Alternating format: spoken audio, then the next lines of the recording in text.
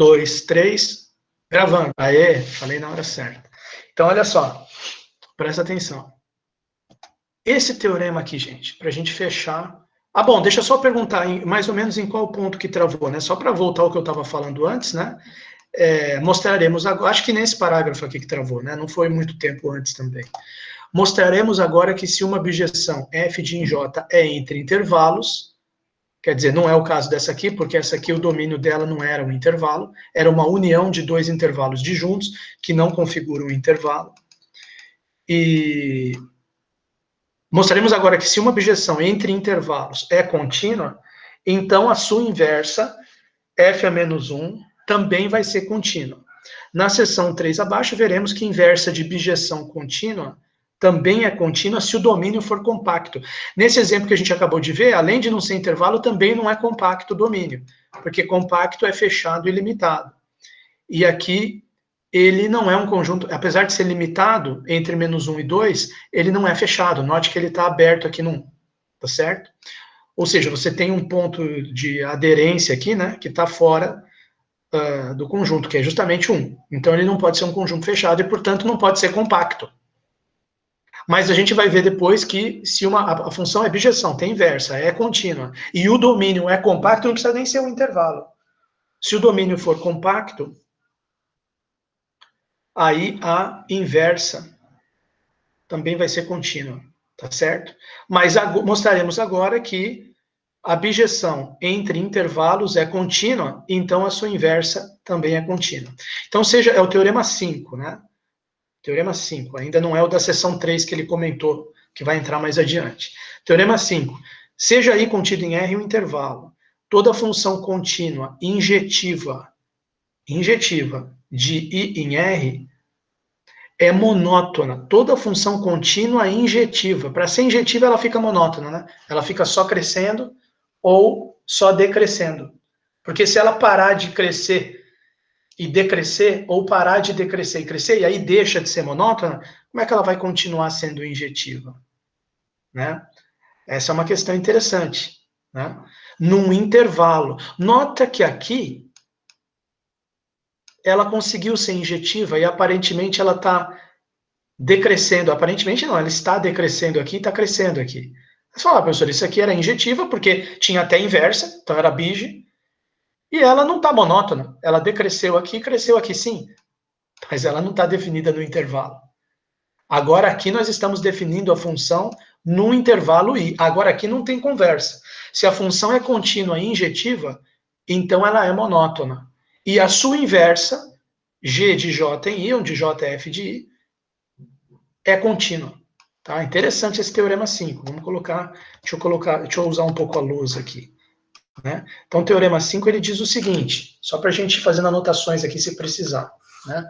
Teorema 5, ele diz que se eu tiver uma função definida num intervalo de I até R, um intervalo, né? De I em R, e ela for uma função contínua, mais injetiva, inge, vamos dizer assim, né? Inge. Então, isso implica que ela vai ser monótona,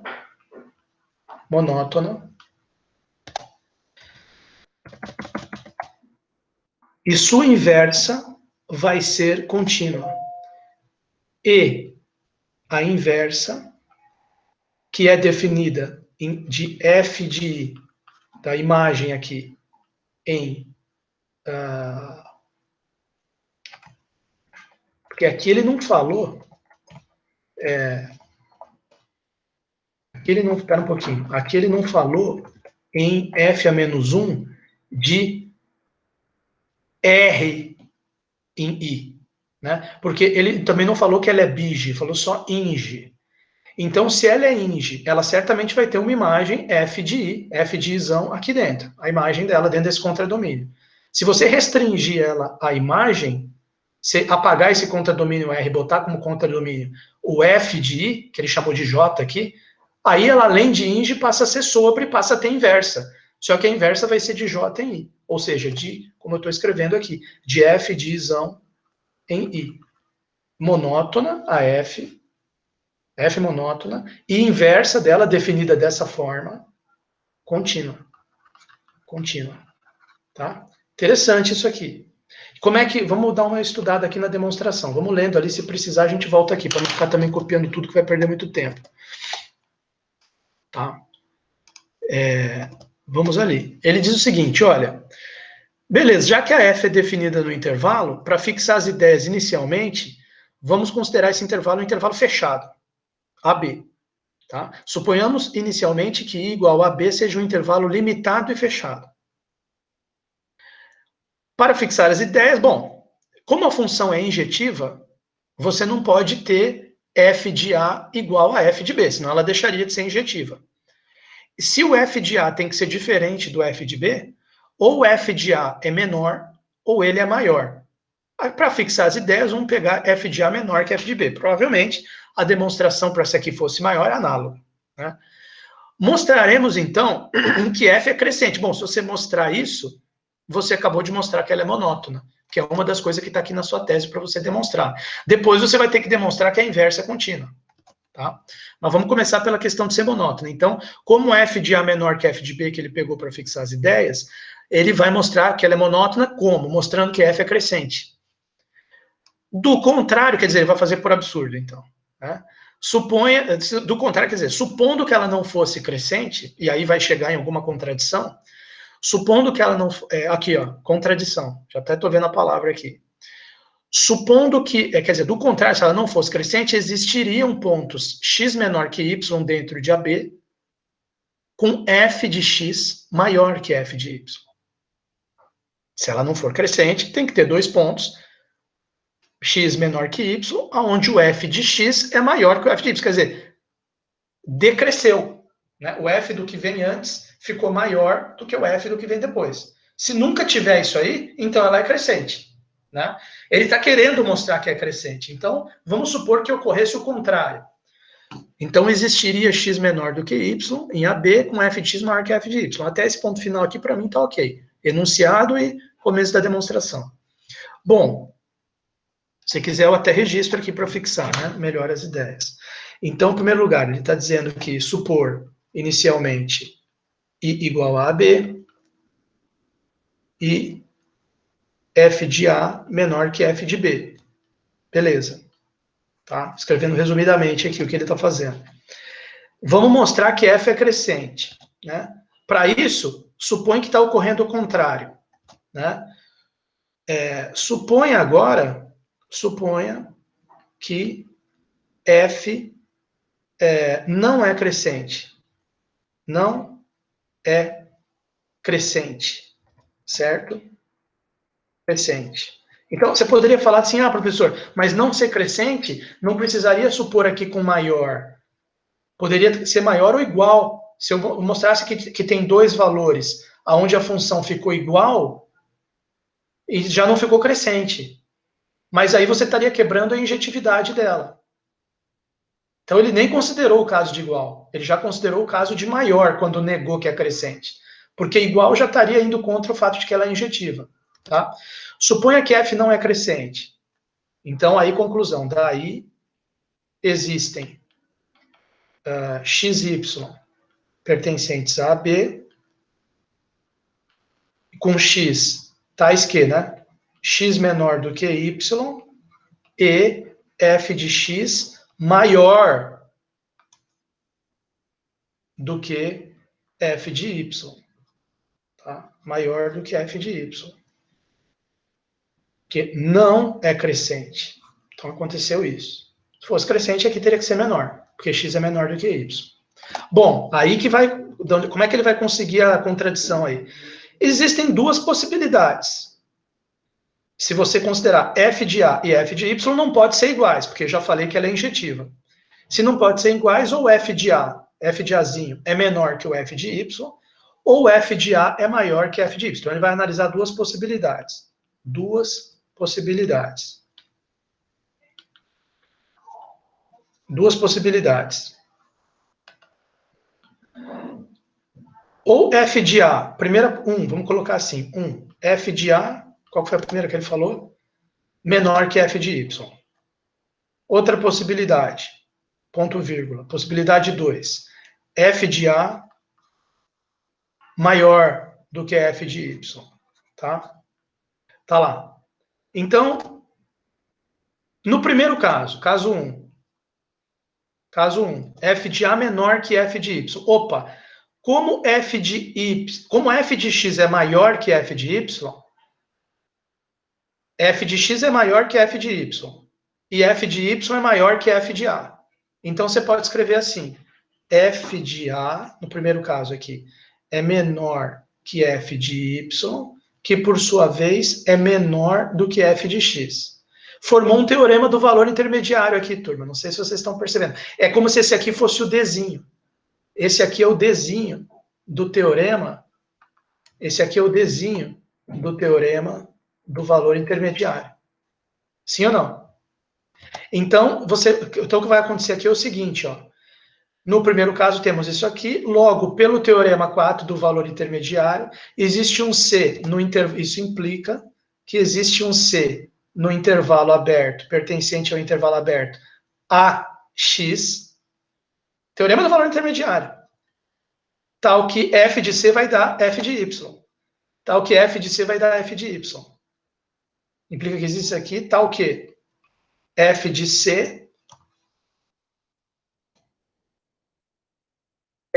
C igual a f de y. Bom, mas se f de um C ficou igual a f de y, contradiz a injetividade de f. Então já chegou numa contradição aqui nessa primeira possibilidade. Vamos agora para a segunda possibilidade, 2. Se você tiver 2. Se você tiver isso aqui, f de A maior que f de y, opa, f de A maior que f de y,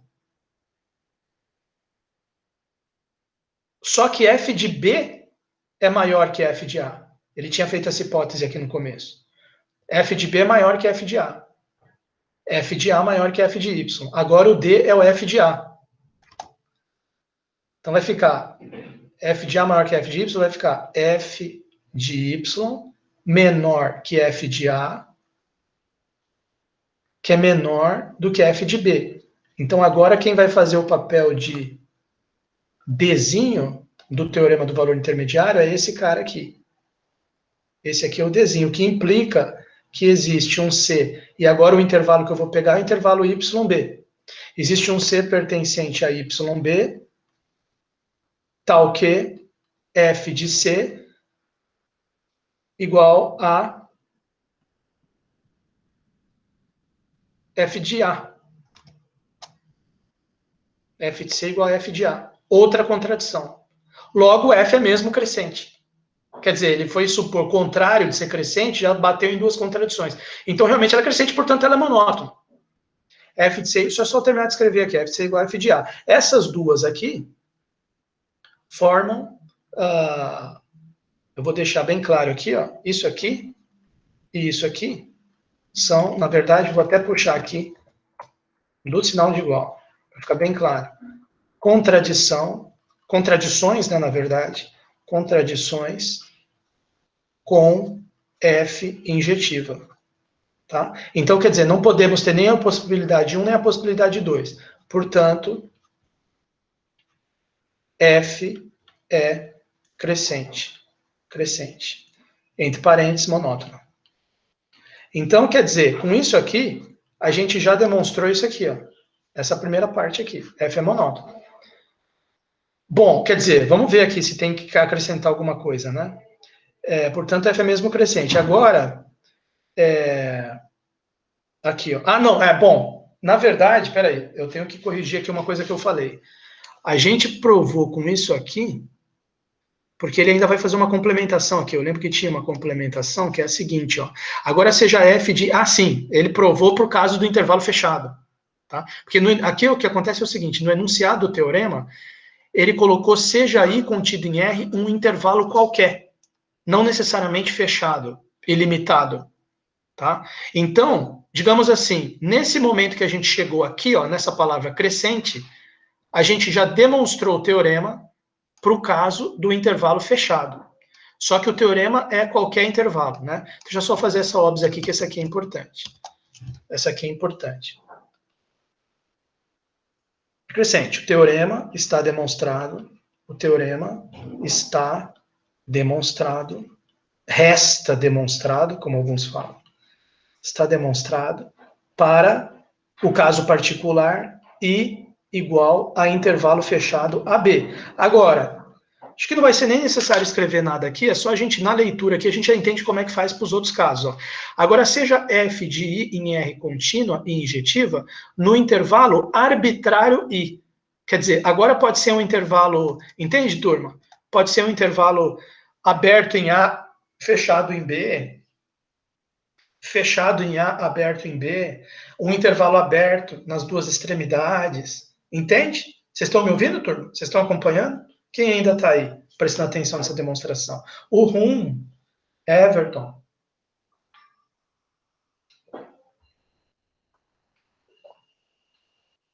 Emanuele, parabéns. Marcelo vazou.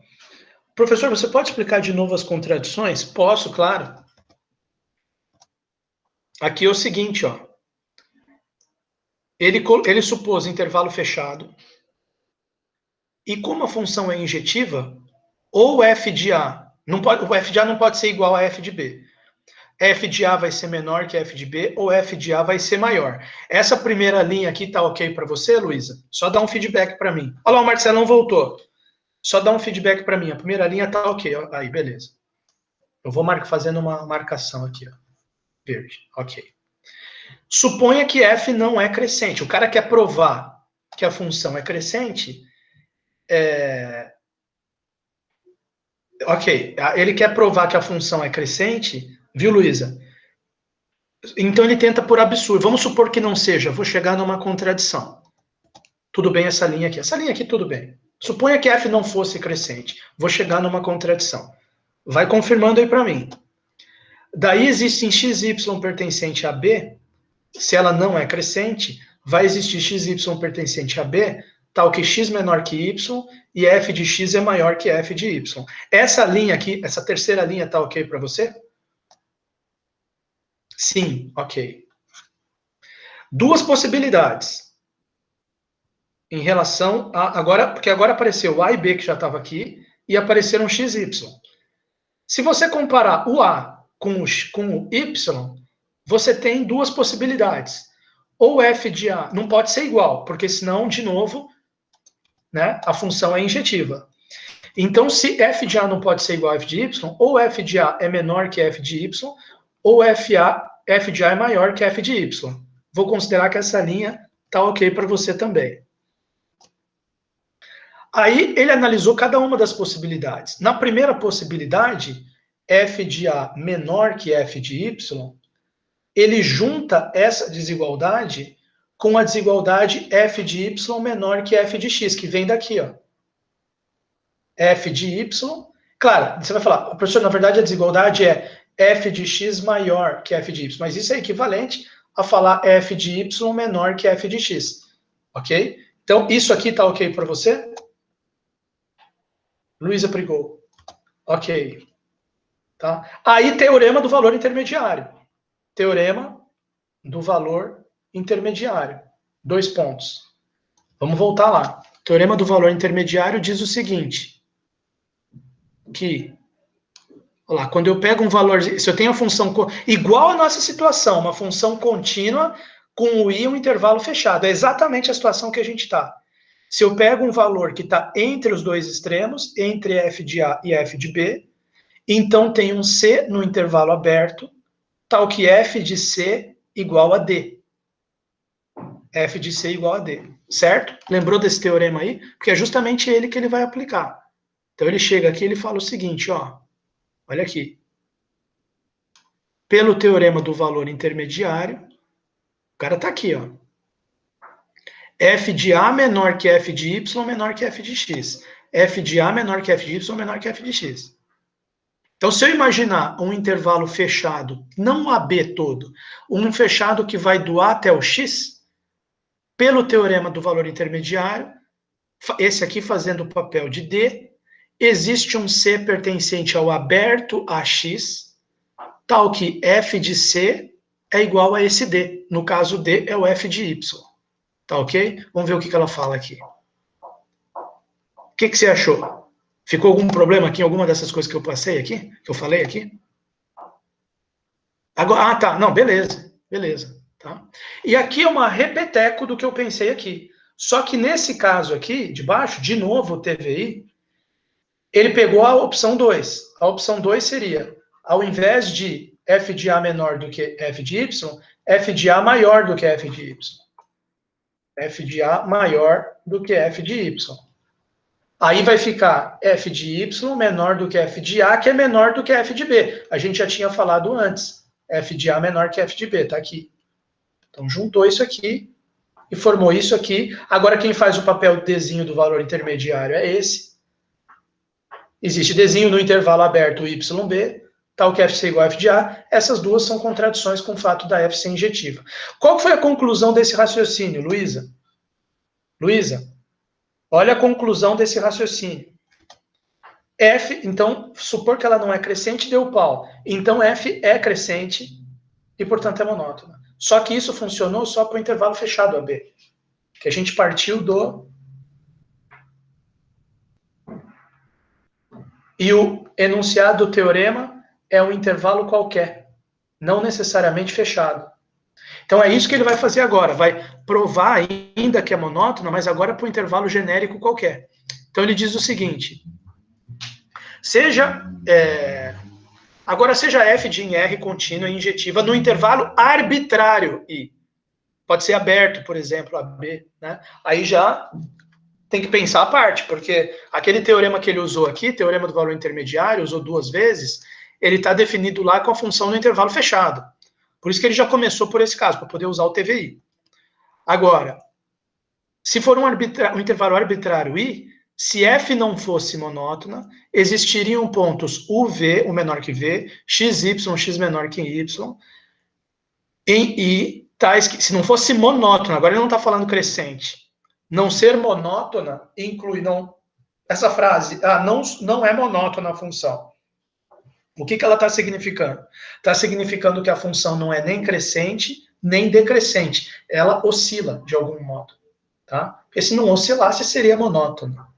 Então, se ela não é monótona, tem algum tipo de oscilação. Então, eu vou conseguir um ponto U menor que V, tal que f de U é menor que f de V, mas também vou conseguir 2 pontos X menor que Y, tal que f de X maior que f de Y. 2 pontos U menor que V, tal que f de U menor que f de V, 2 pontos XY, X menor que Y, tais que f de X, em vez de ser menor, maior que f de Y. Sejam A e B o menor e o maior desses 4 números. Ó, você pode imaginar isso aqui como formando 2 intervalinhos, um intervalinho UV e um intervalinho XY. Para simplificar essa frase aqui, se você está pegando, Luísa, e demais alunos, você tem 2 intervalinhos, UV e XY, e você pega o menor dos 4 números e o maior dos 4, você está formando um intervalão só que engloba esses 2. É isso que ele está fazendo. Um intervalão só que engloba os 2. Né? Vou fazer um desenho aqui, né? Exemplo. Um exemplo aqui dessa questão que ele está fazendo agora. Aqui, ó, exemplo. Exemplo. Se o cara fizer aqui uma reta real e você imaginar aqui o UV,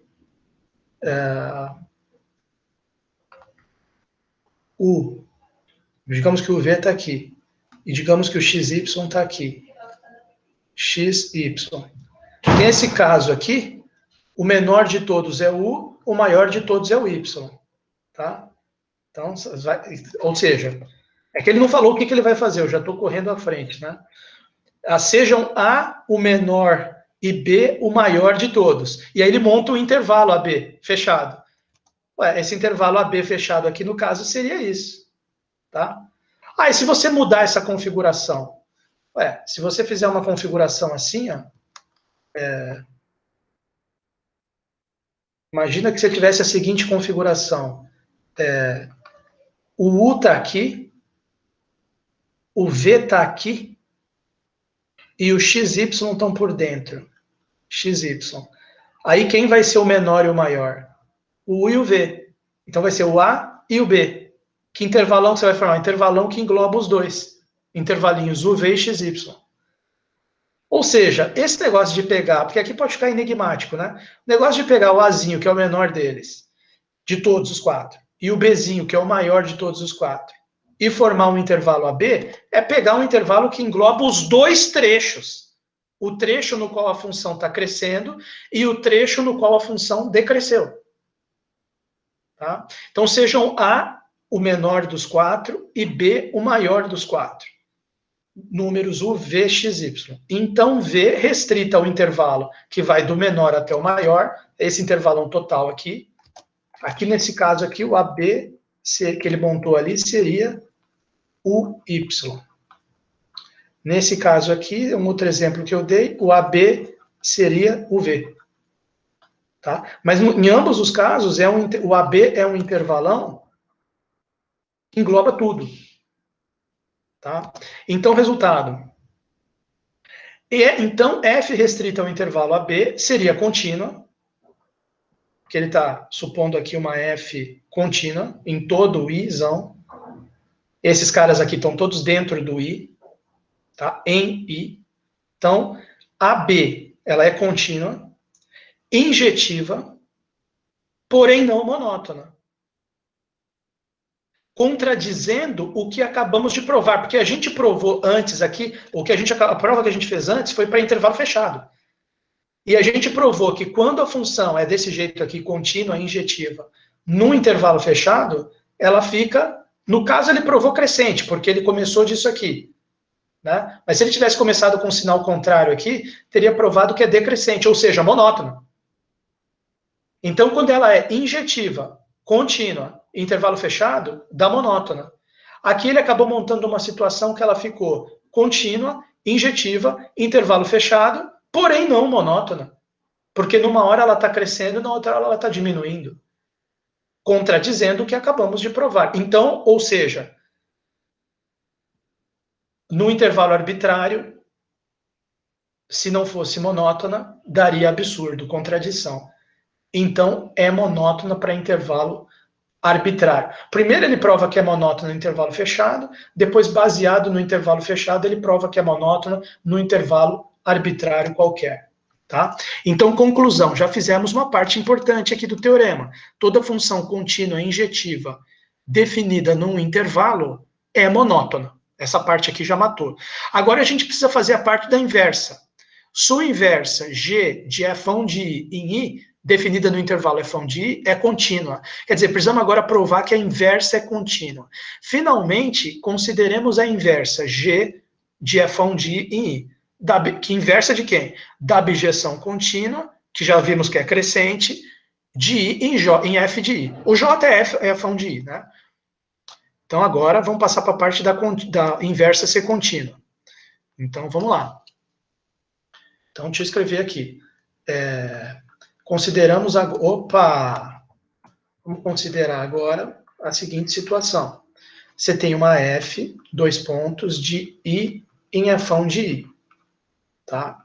E essa F de I em F de I, a gente já viu que é uma bijeção, ela vai ter inversa. Ela também é contínua. E já acabamos de provar que como ela é contínua e é injetiva, né, ela é também monótona.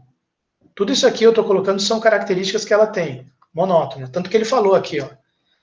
Finalmente consideramos agora a inversa da bijeção contínua crescente. Né?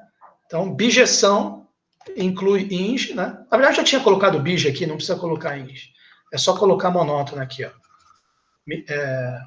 Só colocar monótona aqui, calma aí. Mais monótona, né? Monótona. Que no caso ali é crescente, né? Que a gente viu, para fixar as ideias. Crescente. Beleza. Agora, seja Gzinho, que vai ser, como é a inversa, ela vai ser de F de Izão em I, de F de Izão em I. Vamos colocar aqui a inversa. Inversa de F. Quer dizer, a G, na verdade, é a F menos 1. Tá? Beleza. Aí ele diz o seguinte, olha.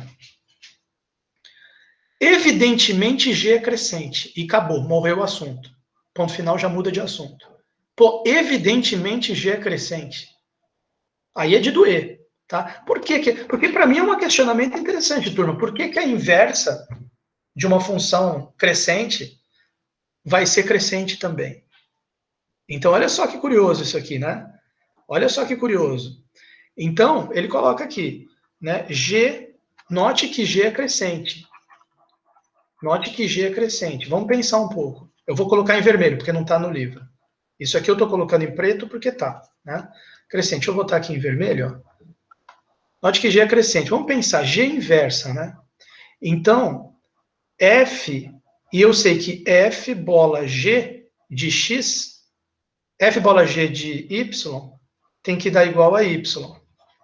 Né? E também sei que G bola F, que é aquilo que eu tinha falado antes para vocês, da definição de inversa.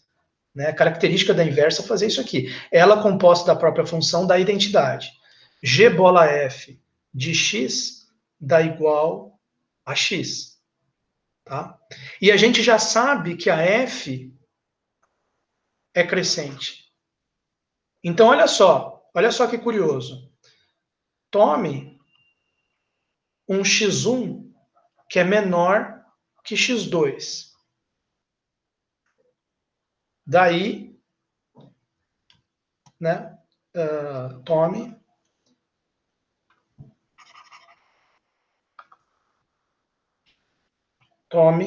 x1 menor que x2. Aí o que a gente sabe disso aqui? Vamos pensar por esse lado aqui. Como a gente já sabe que a f é crescente, a gente sabe que f de x1 vai ser menor que f de x2. Aí olha só que curioso. Vamos supor que a G não fosse crescente. Se G não é crescente,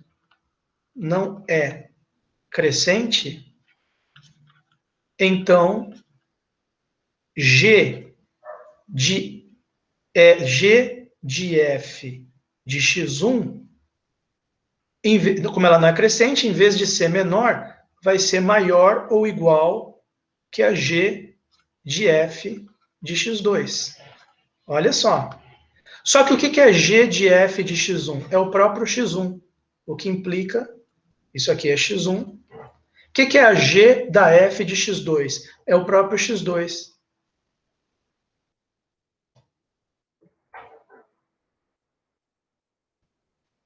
O que nós temos aqui, turma? Como é que é o nome disso aqui? x1 menor que x2 e x1 maior ou igual que x2. Contradição. Tá? Não sei se vocês estão captando aí o que eu estou tentando passar para vocês. Estou tentando esclarecer essa frase aqui, ó. Evidentemente, G é crescente. Então, você percebe que a G realmente tem que ser crescente, porque se ela não for, você tem uma contradição. Tá? Bom, beleza, tudo bem. Então, voltando aqui, né, para a caneta preta. Continuando aqui. G é crescente, tudo bem. Seja um A pertencente a I um ponto arbitrário, no I. Então, vai ter um F de A lá no Fão de I. Então, seja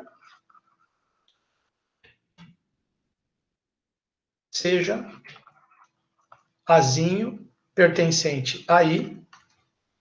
Então, F de A pertence ao F de I. Vamos chamar esse FA de B. B igual a F de A. Tá certo? Tá aqui. Para provar que G é contínua, porque a ideia do teorema é mostrar que essa inversa, voltando aqui no enunciado, ó, mostrar que essa inversa é contínua. Esse que é o nosso objetivo agora. Para provar que G é contínua no ponto B, num ponto do domínio dela, né? O domínio da G, note que a G, ó, até tinha escrito aqui, né? A G, ela é de F de I em I. Então, ela tem que ser, quando você fala G é contínua, tem que ser num ponto do domínio dela, de F de I. Então, esse ponto do domínio dela seria o F de A, que é B, né? B pertence a f de I. Então, vamos mostrar que GFão de I em I é contínua em Bzinho pertencente a f de I, para não repetir aqui, que senão vai ficar muito repetitivo. Em Bzinho pertencente a f de I. Tá? Para mostrar isso, começa supondo que o Azinho que você tinha pego para gerar o B, primeiro ele vai imaginar que é ponto interior ao intervalo. Já que é um intervalo arbitrário, né, ele pode ter um ponto interior, tipo o ponto médio do intervalo AB, é um ponto interior, mas ele pode ter um ponto que não é interior, tipo o ponto A, o ponto B. Né? Então vai separar em dois casos. Começamos supondo que A é interior aí.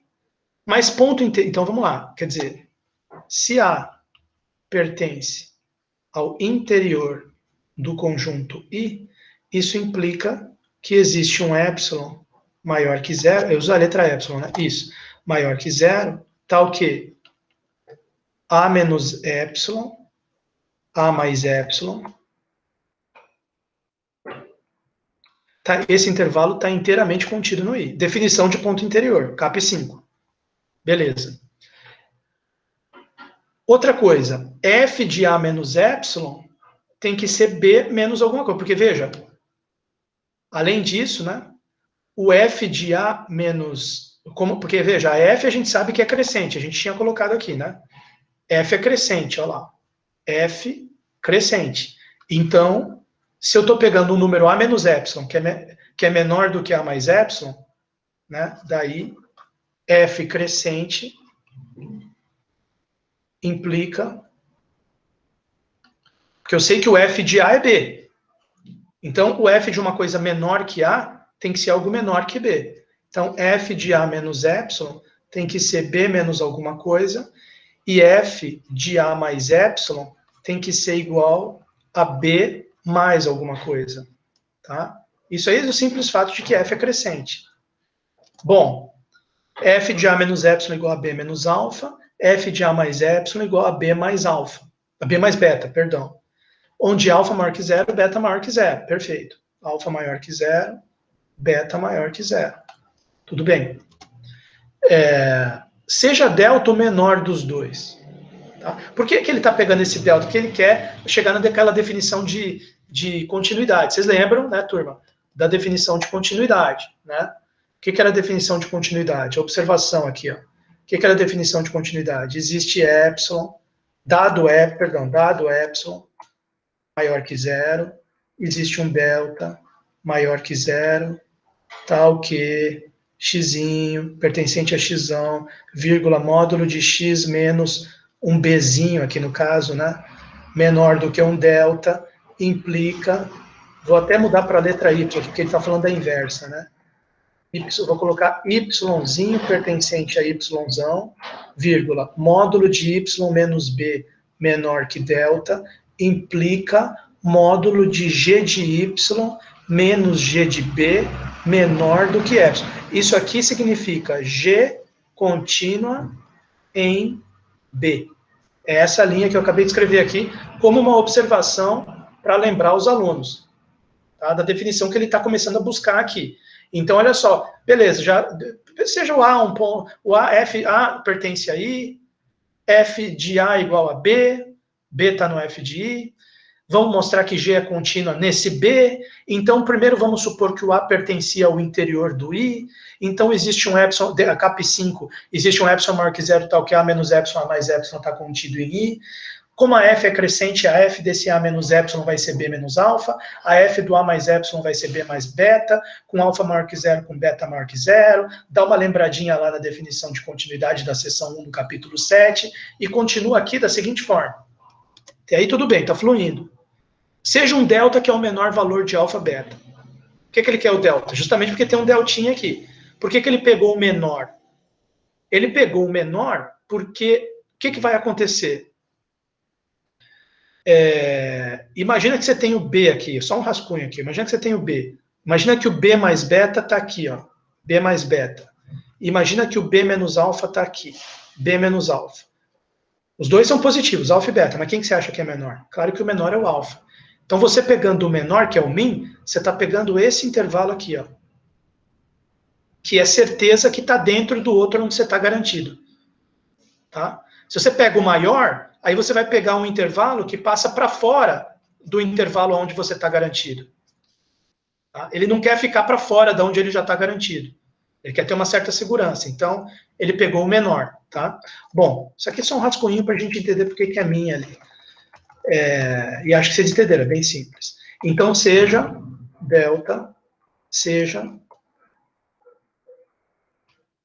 delta igual a min entre o menor valor entre alfa e beta. E note que esse delta vai ser maior do que zero, ok? Vai ser maior do que zero. Então, o que, que acontece? Acontece o seguinte, voltando aqui no livro. Como G é crescente, y pertencente, y é quem? Um y pertencente. Como G é crescente, y pertencente a J, o domínio, ao f de I. A gente já tinha visto que G é crescente? Já, eu fiz até a explicação aqui, ó. Note que G é crescente, ainda fiz uma explicação que no livro não tem. Como G é crescente, G crescente implica que se eu pegar um Y pertencente ao domínio da G, o domínio da G é o F'ão de I, é o F'inho de I, F'inho de Izão, que ele chama aqui de J. E eu pegar um Y entre B menos delta e B mais delta, vírgula, B menos delta menor que Y menor que B. Por que ele escreveu isso, professor? É justamente isso aqui, ó. Ele está chegando na definição de continuidade. Tá? B menos delta menor que Y menor que B mais delta. Isso implica, como ela é crescente, que o F... não, primeiro, antes dela ser crescente, como aquele desenho que eu fiz no rascunho, né, como delta é o min, implica que o Y vai estar aqui dentro também, entre o alfa e o beta, porque delta é o menor deles. Então, isso implica... vamos passo a passo aqui. Isso implica que B menos alfa, né? Isso. B menos alfa menor que Y menor que B mais beta. Beleza, já fizemos um passo. Agora eu posso tacar F. Como G, F não, G, né? Como G é crescente, aí eu posso escrever isso aqui, ó. G de B menos alfa menor que G de Y menor que G de B mais beta. Taquei G dos três lados e mantenho a desigualdade porque G é crescente. G de B mais beta. Aí o que que ocorre? Quem que é o G de B menos alfa, professor? Ué, F de A menos Y não dá B menos alfa? Dá. G não é inversa de F? Então G de B menos alfa vai dar A menos Y. G de B menos alfa vai dar A menos Y. Menor que G de Y, esse aqui fica igual, né? Menor que G de Y, que é menor. Quem que é G de B menos B mais beta?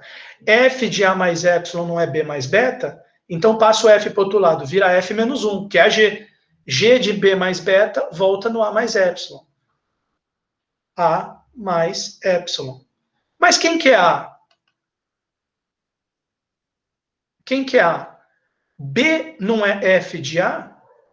Então A é F a menos 1 de B, que é igual a G de B. Porque é G que é F menos 1. A é G de B. Então isso aqui ficou assim, ó.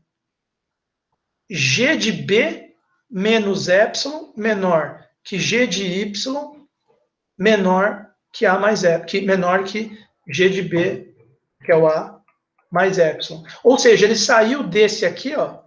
Ele saiu desse cara aqui, nesse momento aqui, e chegou nesse cara aqui, nesse momento aqui. Né? Vou até concluir aqui, ó.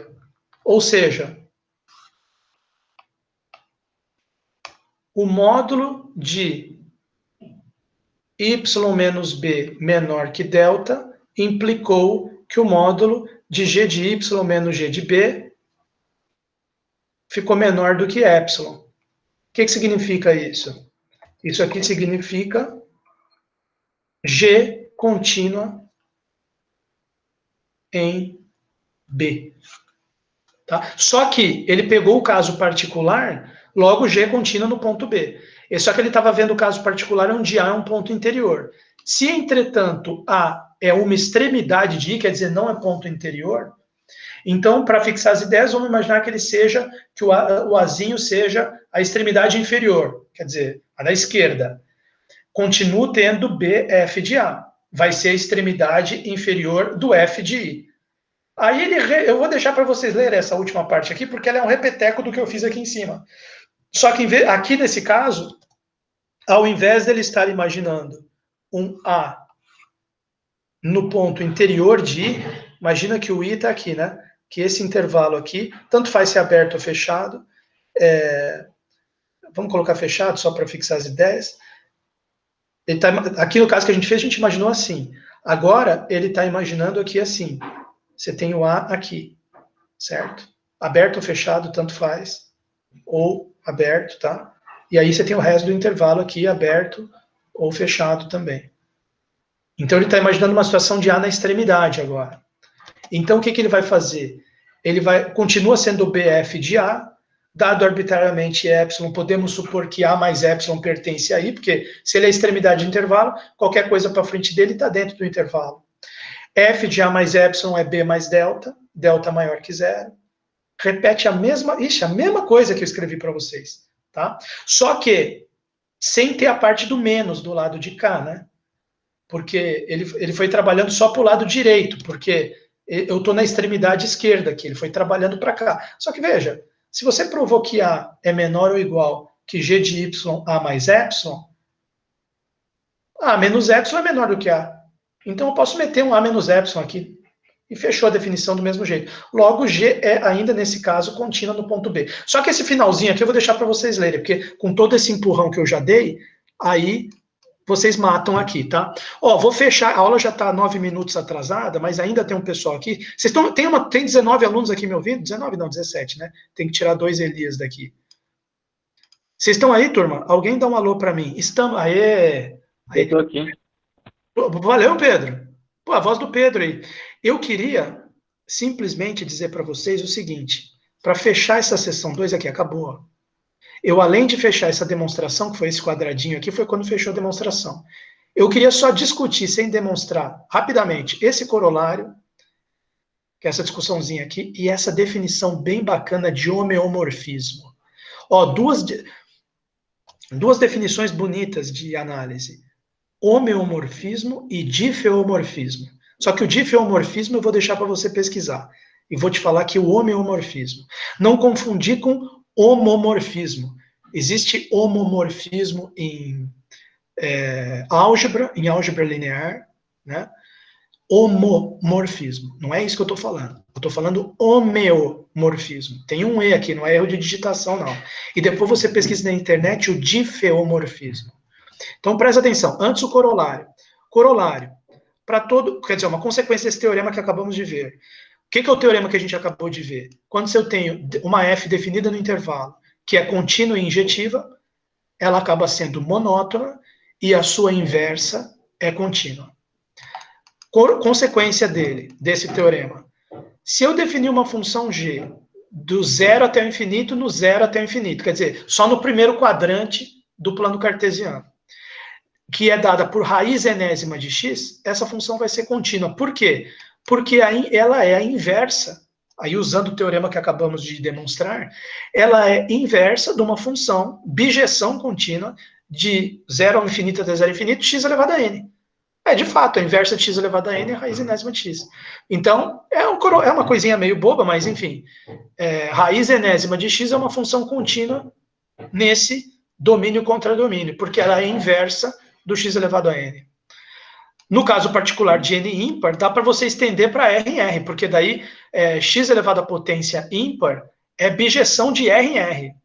Então, aí você vai ter a raiz enésima de x, g, definida de R em R, não só para x positivo, tá? Contínua em toda a reta. Então, é só um comentáriozinho rápido aqui, já estou terminando a aula. Vou deixar a 3 para terça-feira que vem e a 4, sessão 4, para quinta-feira. E aí a gente vai encerrar a matéria, tá certo?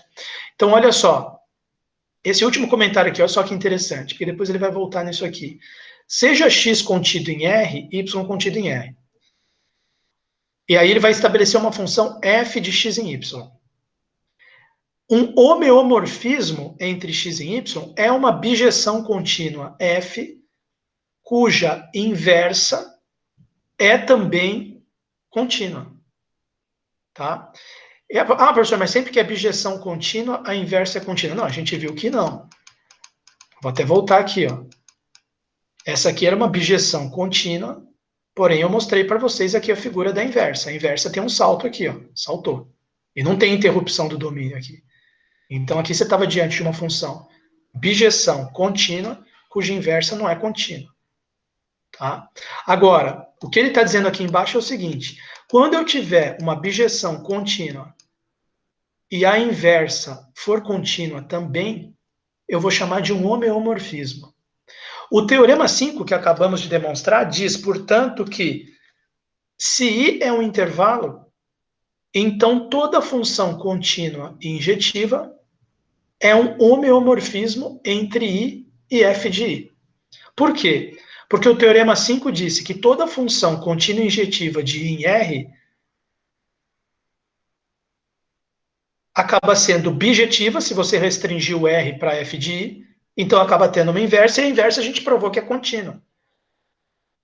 Então, conclusão. E além disso, ainda provou que é monótona, né? A inversa é contínua. Então, ela é um homeomorfismo. Toda função contínua e injetiva num intervalo é um homeomorfismo de I em f de I. Tá? Vou fechar a aula com essa frase aqui. Tá? Toda função, toda f, toda